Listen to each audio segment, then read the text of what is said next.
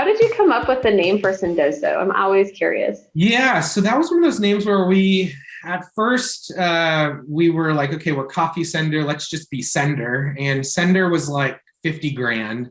And we're like, oh, that's expensive. And then we saw that send.com was like 1.2 million or something. And we're like, geez, that's way out of budget. And the time we were kind of bootstrapped, we used our own money and some of the money that was kind of piling up from Coffee Sender. So like, putting all your money, like even 50 grand into a domain name was going to be like, oh, like now we can't afford engineers, So we ended up just kind of doing a little brainstorm sesh. Me and my co-founder, we, got a 6-pack of beer and just was like whiteboarding. Okay, we really loved the word send because we thought it really encompassed what we were trying to help accomplish and do.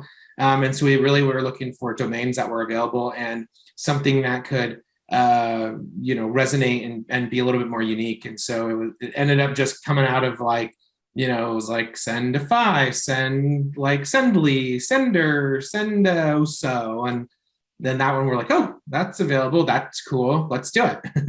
Thinking about it too, not just by name, but there's so many important critical aspects to your business as you're founding it. How did you develop the culture you really wanted as a team? Do you have any tips on really how you develop that culture and what you really wanted to see as it's been growing and scaling as well? Yeah. So, some of the things that we wanted to do really on was create a really strong work-life balance. I think a lot of people say that, but you got to practice what you preach. And so, in the first like 4 years pre-COVID of Sendoso being around, I think I was, traveled to like, 30 or 40 different countries for fun. I was on vacation multiple times a year, and that was part of our DNA as a company. We said, hey, let's get out there. We still do have a, employee bonus where if you take a vacation twice a year, you get paid out a bonus. If you take a picture of the vacation, and it could be a staycation, but drop it into a Slack channel and you get cashed out for that. And so it's a little bit more than just saying, hey, you got unlimited PTO, get out there. It's like, hey, if you don't go on vacation and get out there, you're going to lose money. So you might as well. And so that was something that was fun in the early days, and is even more fun now, where we can celebrate kind of vacations and work-life balance. We also wanted to create a very collaborative and kind of level playing field, so to speak. And so even me as a CEO, I'm still like, working with our SDRs, trying to break into accounts, or like I just did a 100 customer roadshow where I met with 100 of our customers virtually over the last 2 months. And so, the team sees me in the weeds doing things. I'm not just like too cool for school, in a corner office and not like talking to anybody.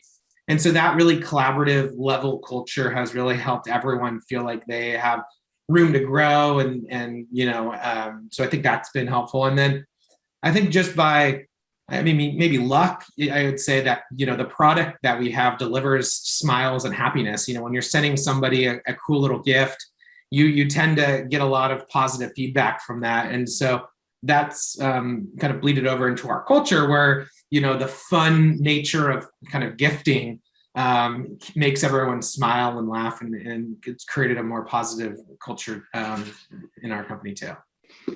Absolutely. With what happened last year, that was something where we saw a lot of things pop up that weren't really popular before. Of course, I think I've used Zoom for 10 plus years, but it's an evolution, right? We used to do a lot of shipping and then we kind of went away from it, and now it's back. And it's like, how else can you get in front of people to make them feel that delivery, have that happiness? So speaking of delivering happiness, I have one of your packages here. And it's really exciting to see and get. And so you have your little cards, personalized, a couple little cheat sheets, old school camera, and picture frame. So just kind of showing off a little bit of the product. It's fun to see the different kinds of things you can send and really be able to deliver on that happiness. I know our clients have been very excited about the boxes that they get, and it's just something where it kind of surprises and delights them. Yeah, and this is a good example. So this send that we sent you over as an example. So this is something that we use in our sales acceleration playbook. So this is something that actually marketing triggers based on Salesforce stage changes. So when something goes from stage 0 to stage 1, so after a demo is complete, this automatically is sent out to a prospect. And so it's an automated play that the sales team knows it's happening, but marketing controls, with the goal that it gives the prospect a chance to experience Sendoso. It's a fun couple little talking points. It also has a cool little booklet in it of different send ideas, and talks about the value proposition a little bit. And so yeah, that's custom box, custom couple items in it. That disposable camera has a little nostalgia, so to speak. Yeah. It even has my little note I got with just some tips and case studies, how to drive revenue from a sales standpoint, and something like little tips and tricks in the booklet that you're mentioning here.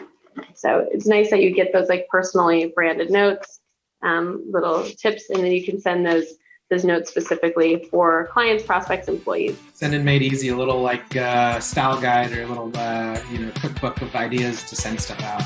Yeah, and like you said, old school, right? Yeah, old school.